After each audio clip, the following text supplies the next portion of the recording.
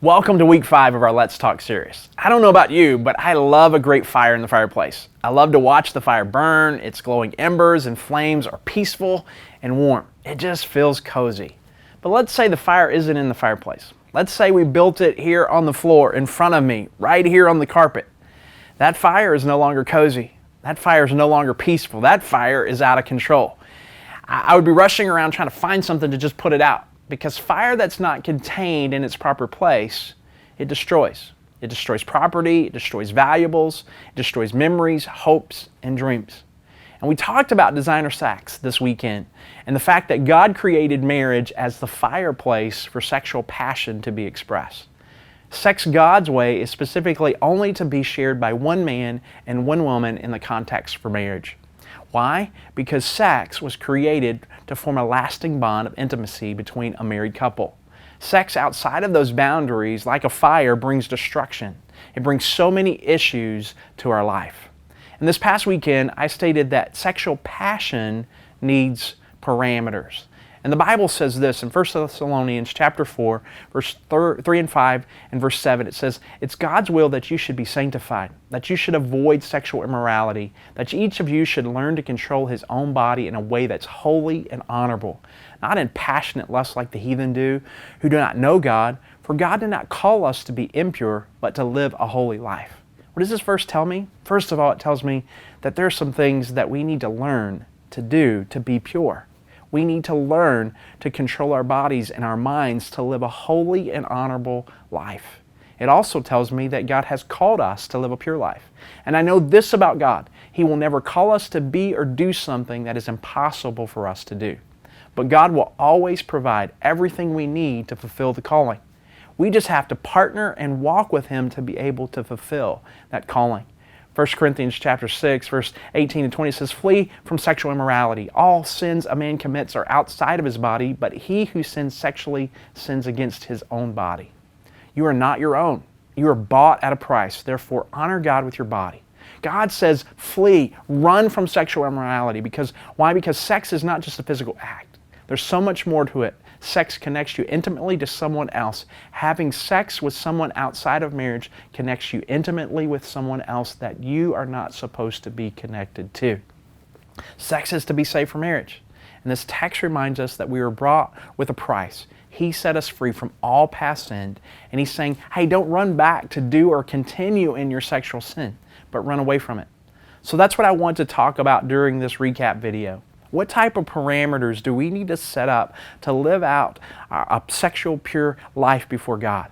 I'm going to refer to some numerous groups during the segment, from singles to married to even the importance of sharing sexual purity with your children and your grandchildren. So let me talk to married couples, singles, teenagers. Let me just speak to everyone. We live in a day and age where pornography has become normalized. It's everywhere. It's becoming more and more prevalent in advertising, and it's readily available to us on the internet. Pornography is simply this: any material intended to cause sexual excitement. Pornography is a $60 billion a year industry worldwide. $13 billion is spent here in America annually. So let's put that in perspective. More money is spent on porn than on Major League Baseball, NBA basketball, and NFL football put together. More money than any of the revenues from NBC, ABC, and CBS combined is spent on pornography. 70% of men age 18 to 24 visit a porn site at least once per month. The largest consumer of online porn is men between the ages of 35 and 49. But it's not just men. 1/3 of all internet porn users are women. 64% of Christian men and 15% of Christian women say they view porn at least once per month. So what does God's Word have to say about pornography and lust? Jesus in Matthew 5:27 says, "But I tell you that anyone who looks at a woman lustfully has already committed adultery in his or her heart." Jesus didn't cut any punches here. He said, if you're looking at a person to find sexual excitement, it's like committing the act of adultery. Jesus makes it clear, lust is wrong. It objectifies the other person. It's purely selfish, using another person for our own sexual gratification. Lust is costly. Let me just tell you a story of what could have cost me had I not learned to train my eyes and to keep them from lust. When Nikki and I were dating, one of the things she was doing was watching my response. watching my response to billboards, commercials, and other attractive women. One day we were driving to this restaurant and she knew that there was a billboard on the way that had a lady in a swimsuit, and she intentionally took us that route because she was watching my eyes to see if I would look. I didn't. Another time we went to the beach together and she was watching me. Would I be checking out other women on the beach? I didn't. I passed the test. I know if I wouldn't have passed that test, she wouldn't have married me. I didn't know anything about the test she was conducting until she told me about it later after marriage. I wasn't thinking Nikki is going to be watching my eyes, but what I was thinking is I know my struggle. I know where I've came from, and that I really struggled with pornography in my junior high and high school days. And I knew I had to make a covenant with my eyes not to look at another woman lustfully. And God rewarded me with a great marriage to a wonderful and amazing wife. And here's some practical ways to just really avoid lust and porn. First of all is we have to destroy our secret stash. If you've got movies, things hidden, you need to get rid of them. Other thing is set up internet blockers. Have reports sent to your trusted friends of your internet use and sites you visit, or just disconnect the internet altogether. Develop an accountability friendship. Get help. Ecclesiastes 4:10 says this, "If one falls down, his friend can help him up, but pity the man who falls and has no one to help him up." We need people who are going to ask you the tough questions and see how you're doing in those areas. Men, you need other men. Women, you need other women. You need to be honest about your struggles. And depending on your level of sexual addiction, you may need some additional and professional help. I remember when I opened up and I shared about my struggle with someone who was my friend and I knew could help me. It was the most freeing thing that I could have done. It helped me walk out my freedom on a daily basis. One thing I have come to know is that sin that is hidden will be revealed, and sexual sin gets revealed. People think they're getting away with it, but it will eventually be exposed. Like saying things, let me talk to married couples and to singles who are preparing for marriage.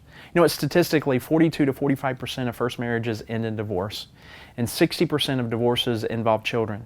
One of the leading reasons for divorce is adultery. Studies show over 25% of men and 15% of women will commit adultery. Hebrews 13:4 says this, "Marriage should be honored by all, and the marriage bed kept pure. For God will judge the adulterer and all the sexually immoral." The temptation for sexual sin doesn't just go away when you're married. Statistics, and more importantly, the Bible confirms it here. This is an issue. And the issue is that Satan lies to an individual and makes them feel dissatisfied with their marriage or their spouse, and it can be through a multitude of reasons why. A lack of communication, lack of understanding, a lack of passion or romance, and it's just plain selfishness and so much more. And Satan promises this, the new person will fulfill you. People have affairs, divorce their spouse, break up their family, and destroy their lives, all for the illusion that they will be happier. Let me just share some statistics of the illusion of happiness. Not only 3% actually marry the forbidden lover, and 75% of those marriages end in divorce. That is only a 0.075% odd that a person will have a lasting marriage with that person that they had an affair with. How do smart people avoid affairs? Well, let me just give you some advice. Keep a growing relationship with Christ. What I found is people stop reading their Bible, they stop going to church, they just stop doing the things that will build their relationship with Jesus, and those are so key to stay focused. Another thing is never be alone with the opposite sex. Don't go on business lunches with the opposite sex. Keep that pure. Never talk about your marriage with opposite sex. Saying, I need a woman's opinion. Get your wife's opinion or your mom's opinion. And then make sure you hang around those with strong and faithful marriages. It's all about running to the right relationships and running away from the wrong relationships and places to avoid affairs. Let me speak to singles for a moment. God says wait on sex until marriage. Understand this. Men play with love to get sex, and women play with sex to get love.